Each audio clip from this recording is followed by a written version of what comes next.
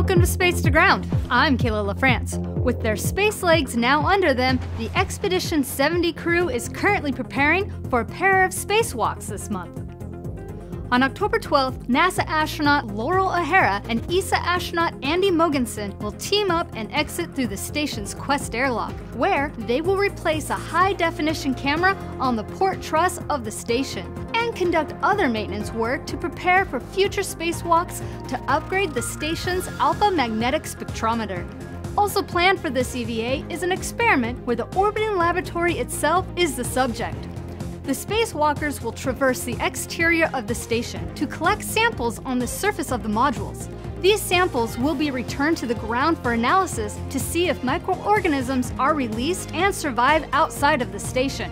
Microorganisms like bacteria and fungi live on and around humans.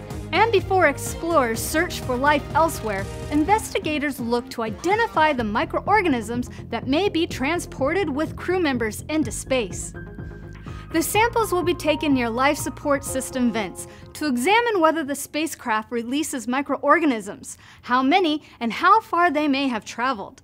This research could help determine whether changes are needed to crewed spacecraft, including spacesuits, used to explore destinations where life may exist now or existed previously, and to limit the spread of human contamination as we move beyond low Earth orbit and on to Mars.